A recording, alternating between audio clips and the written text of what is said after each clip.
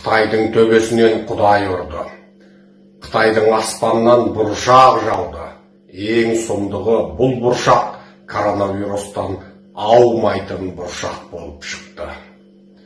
Коронавирусты зерттеген ғалымдар оның доптомалақ шар сынды сыртында кірпінің тікенекшесіндей тікенекшелер мен мұртшалар немесе басқа өскіндер бар деп жариялаған болатын.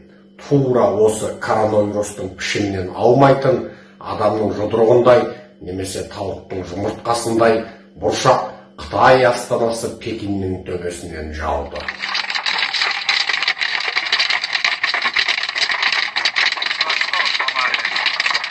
Көліктер қирап, адамдар жараланды. Табиғаттың тылсым құбылысына бүкіл әлем тіксіне қарап отыр.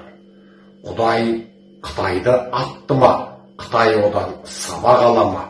Бұл бұршақ тарихта көрілмеген таңғажайып бұршақ.